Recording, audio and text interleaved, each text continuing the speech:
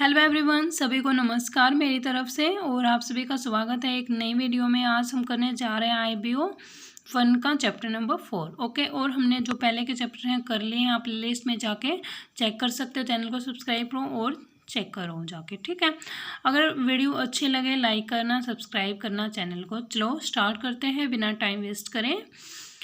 Chapter number 4 का नाम है इंस्ट्रूमेंट ऑफ ट्रेड पॉलिसी, और इसमें जो इम्पोर्टेंट क्वेश्चन है वो क्या क्या है वो देखो। Tariff and non tariff barriers के बीच में डिफरेंस और टाइप्स बताने हैं नॉन टैरिफ बैरियर के, ठीक है। क्वेश्चन नंबर 2 क्या है, mechanism of non tariff barriers, why do this, ये क्वेश्चन है mechanism of non tariff barriers. Next question है why do this fail to work at times. Next question है इसका फिक्स्ड रेट सिस्टम और flexible rate system के बीच में difference, और एक शॉर्ट नोट बताना है TOT के बारे में, टर्म ऑफ ट्रेड के बारे में, ठीक है। और ये क्वेश्चन प्रीवियस 5 ईयर्स में बार बार पूछे गए हैं, तो वो मैं आपको करवा रही हूँ, ठीक है। और पहले के जो चैप्टर्स हैं उसकी वीडियो बनी हुई है, प्लेलिस्ट बनी हुई है। जो इंपॉर्टेंट क्वेश्चंस थे वो मैंने करवा दिए हैं, आप जाके चेक कर सकते हो। चलो स्टार्ट करते हैं। देखो टैरिफ बैरियर्स, टैरिफ बैरियर्स होता क्या है। टैरिफ होते हैं टैक्सेस, टैक्सेस लगाए जाते हैं गुड्स और सर्विसेज पर, ये शॉर्ट में बता रही हूँ, ठीक है। नेक्स्ट है नॉन टैरिफ। नॉन टैरिफ क्या होता है, ये रेगुलेशंस है, रेस्ट्रिक्शंस है, लिमिट है जो लगती है इंपोर्ट करने पे, ठीक है। कोई भी टैक्सेस नहीं लगता इसमें, क्या लगती है, लिमिट लगती है, रेगुलेशंस और रेस्ट्रिक्शंस ये लगाई जाती हैं। अब देखते हैं टैरिफ और नॉन टैरिफ के बीच में डिफरेंस। ये टैरिफ है और ये नॉन टैरिफ है, ओके। ये नॉन टैरिफ, ये tariff. Let's start. First point है इसमें financial impact, impose direct financial burden. जो टैरिफ बैरियर है, टैरिफ बैरियर में क्या लगाते हैं, टैक्स लगाते हैं, तो डायरेक्ट है ना, ये तो है नहीं कि भी कोई रेस्ट्रिक्शंस लगाई आपको दिखाई नहीं दे रहा, वो दिखाई दे रहा है कि इस पर इतना टैक्स लगा हुआ है, ओके। तो डायरेक्ट बर्डन है। नेक्स्ट है नॉन टैरिफ। नॉन टैरिफ में क्या, इनडायरेक्ट कॉस्ट है, ठीक है। नेक्स्ट है ट्रांसपेरेंसी। ट्रांसपेरेंसी में ये जो टैरिफ है, टैरिफ ट्रांसपेरेंट होते हैं, आपको दिखाई देते हैं, और जो नॉन टैरिफ हैं वो क्या होते हैं, ओपेक होते हैं, दिखाई नहीं देते। पर्पस क्या है टैरिफ का, टैरिफ का पर्पस है जनरेट करना रेवेन्यू को गवर्नमेंट के लिए, ठीक है।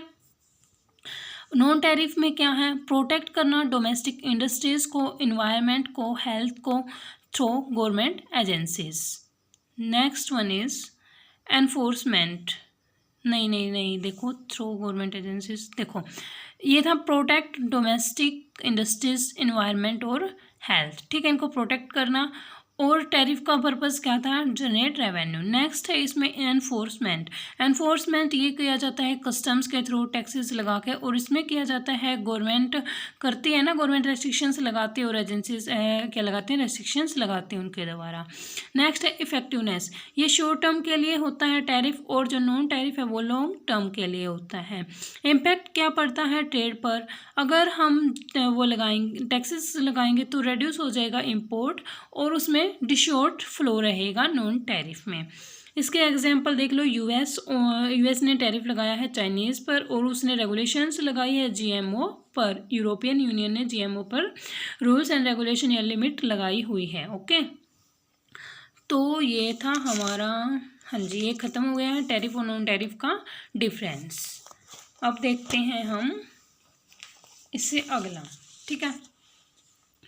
देखो ये इसमें डिफरेंस है, आप यहाँ से भी पढ़ सकते हो इसको।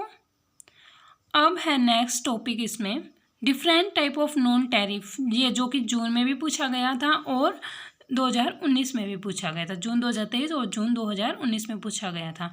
इसके टाइप कितने हैं, 8 टाइप हैं इसके। चलो देखते हैं इसको भी,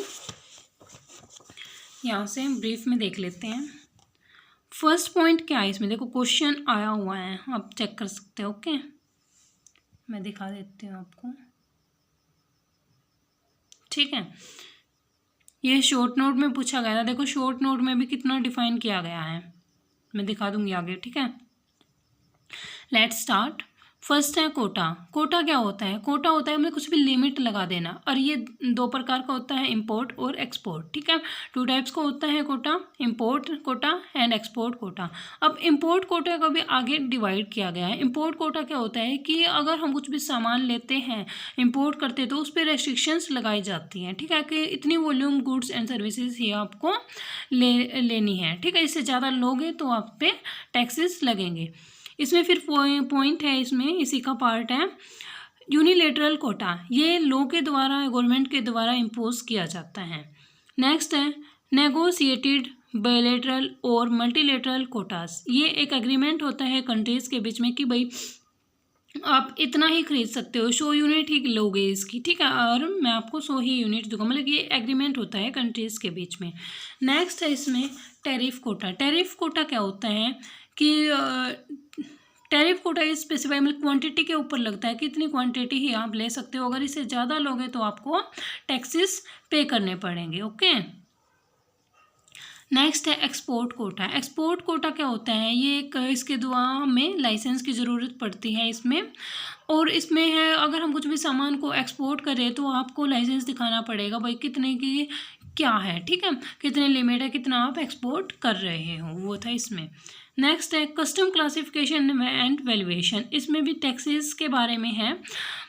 There may be government policies and administration practices that are discriminate against import or discriminate in the favor of export. They may be either by way of discriminatory taxes and valuation of the purpose of the customer clearance. When a tariff is, मतलब इसमें बताया गया है कुछ तो percentage के हिसाब से टैरिफ लगता है और कुछ वैसे लगा दिया जाता है। ठीक है, तो कस्टम क्लासिफिकेशन में ये था। नेक्स्ट है सब्सिडीज। सब्सिडीज़ क्या होते हैं कि गवर्नमेंट कुछ डिस्काउंट दे देती है। ठीक है, ये होती है सब्सिडीज़।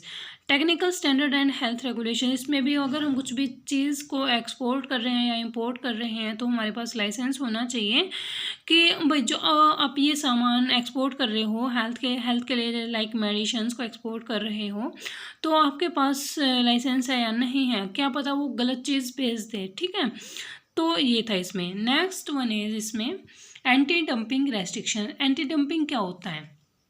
देखो, एंटी डंपिंग होता है कि हम जैसे इंडिया है, इंडिया अपनी इंडस्ट्रीज़ को वही प्रोडक्ट ज़्यादा रेट में दे रही है और बाहर वो प्रोडक्ट मतलब कि फ़ॉरेन में वो प्रोडक्ट कम प्राइस में दे रही है। ठीक है, ये होता है एंटी डंपिंग। क्यों करती है वो ऐसा? वो इसलिए करती है ताकि जो फॉरेनर्स हैं वो हमारी कंपनी पर, जो हमारी कंट्री है उस पर डिपेंडेंट हो जाए और फिर हम उनके प्राइस को हाई कर देंगे उस प्रोडक्ट के, और तो वो उसको ख़रीदने के लिए मजबूर हो जाएंगे। तो फिर कंट्री क्या करती है, पहले देखती है भाई कि ये अपनी कंट्री में कितने रेट में सामान को बेच रहा है और हमें कितने में दे रहा है, तो इस पर भी केस भी किया जा सकता है और ये हार्मफुल होता है हमारी कंट्री के लिए। नेक्स्ट है गवर्नमेंट प्रोक्योरमेंट। इसमें भी यही है कि जो गवर्नमेंट है वो टैक्सेस लगाती हैं। Local content and next one is regulation in services. जो सर्विसेज है वो आप इतने इंपोर्ट कर सकते हो, इतने नहीं कर सकते, और जो ये सर्विसेज है बैंकिंग, ट्रांसपोर्टेशन, कम्युनिकेशन, ये सर्विसेज आप बाहर से नहीं ले सकते। तो ये थे हमारे इसके पॉइंट्स। नेक्स्ट क्वेश्चन है इसमें mechanism of non tariff barriers. देखो इसमें क्या है, एक सेकेंड।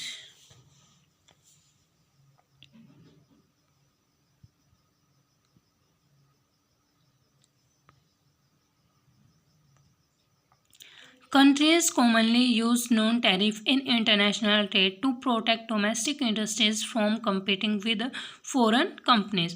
इसमें बताया गया है जो कंट्रीज़ हैं नॉन टैरिफ बैरियर्स लगाती हैं इंटरनेशनल ट्रेड में, या जो अपनी डोमेस्टिक इंडस्ट्रीज़ हैं उनको बचाने के लिए फ़ॉरेन कंपनीज से। ठीक है, फ़ॉरेन कंपनीज से बचाने के लिए एक कंट्री टैक्सेस लगाती है। ठीक है, ताकि जो उनकी डोमेस्टिक इंडस्ट्री है वो बच जाए। Next one is imposition of non tariff barrier is influenced by the political alliance of a country and the overall availability of goods and services. इसमें बताया गया है जो इम्पोजिशन होती है नॉन टैरिफ बैरियर्स की वो इन्फ्लुएंस करती है पॉलिटिकल अलायंस को, और जो अवेलेबिलिटी है गुड्स एंड सर्विसेज की उसको भी इन्फ्लुएंस करती है। ठीक है, next one is in general any barrier to the international trade, इसमें क्या क्या इंक्लूड होता है ये बताया गया है। बैरियर्स में क्या क्या इंक्लूड किया जाता है, टैरिफ नॉन टैरिफ आते हैं इसमें, जो कि इन्फ्लुएंस करते हैं द ग्लोबल इकोनॉमी को, और लिमिट जो ये है जो ट्रेडिंग की है उसमें भी लिमिट लगा दी जाती है नॉन टैरिफ बैरियर्स के through. Countries can use non tariff barriers in the place of conventional tariff barriers, जो कंट्री है नॉन टैरिफ बैरियर्स की जगह पे कन्वेंशनल टैरिफ बैरियर्स को भी लगा सकती है, जो कि टैक्सेस होते हैं जो एक्सपोर्ट कंट्री पे करती है इंपोर्टिंग कंट्री को, ठीक है। Tariff are the most common type of trade barriers, जो टैरिफ है वो कॉमन टाइप मानी जाती है ट्रेड बैरियर के केस में, और ये इंक्रीज करती है cost of product and services in the importing country. देखो भाई, कोई भी सामान आप इंपोर्ट कर रहे हो दूसरी कंट्री से और आप उस पर जो टैक्सेस लगा रहे हो, तो आपके लिए ही तो वो सामान ज़्यादा महंगा होगा ना, ठीक है। नेक्स्ट है इसमें, why do this barriers fail at the work at times to work at the time, ठीक है। तो ये बैरियर्स कब कब फेल हो जाते हैं वो देखते हैं। Tariff are the duties on import imposed by government to raise revenue, protect domestic industries और exert political leverage over another country। इसमें बताया गया जो टैरिफ है, टैरिफ ड्यूटीज़ हैं जो कि इंपोर्ट की जाती हैं। टैरिफ क्या है, ड्यूटी है जो कि इंपोर्टेड गुड्स एंड सर्विसेज पर लगाई जाती है गवर्नमेंट के द्वारा अपने जो रेवेन्यू है उसको जनरेट करने के लिए, राइज करने के लिए, और ये प्रोटेक्ट करता है डोमेस्टिक इंडस्ट्रीज़ को और गवर्नमेंट को भी, ठीक है। नेक्स्ट पॉइंट है इसमें, tariff often result in unwanted side effect such as higher consumer price, और इसका मतलब कि एक अनवांटेड साइड इफेक्ट भी है। टैरिफ लगाते हैं तो कंज्यूमर के लिए तो वो प्राइस इंक्रीज हो जाता है ना, ठीक है। Next one is tariff have a long and continuous history and the debate over the, मतलब कि ये बहुत लंबे समय से चलता आ रहा है। इसके कुछ गुड इफेक्ट भी होते हैं और बैड इफेक्ट भी होते हैं टैरिफ के। Next one is tariff, next point is tariff barrier refers to the duties and taxes जो कि इम्पोज की जाते हैं इम्पोर्टेड गुड्स पर, ठीक है। देखो टैरिफ बैरियर्स क्या होते हैं, टैरिफ बैरियर क्या होते हैं, ड्यूटी और टैक्सेस होती है जो कि इम्पोर्टेड गुड्स पर लगती है। नेक्स्ट बताया गया इसमें नॉन टैरिफ बैरियर्स क्या होते हैं, क्वांटिटी और एक्सचेंज को कंट्रोल करने के लिए रेस्ट्रिक्शंस लगाए जाते हैं इम्पोर्टेड गुड्स एंड सर्विसेज पर। टैरिफ बैरियर डायरेक्टली इफेक्ट करते हैं price of goods and services को, ठीक है। कुछ भी आप सामान खरीदोगे तो उस पर जो जो टैक्सेस हैं वो लगेंगे, तो आपके लिए जो कंज्यूमर का प्राइस है वो क्या हो जाएगा, इंक्रीज हो जाएगा। नॉन टैरिफ बैरियर्स अफेक्ट करते हैं क्वांटिटी गुड्स और सर्विसेज की, कितना आप एक्सपोर्ट कर सकते हो और कितना आप इंपोर्ट कर सकते हो। Tariff barriers are indirect tariff barriers और इनडायरेक्ट रेस्ट्रिक्शंस होती हैं, और जो नॉन टैरिफ है वो डायरेक्ट रेस्ट्रिक्शंस होती हैं, ठीक है।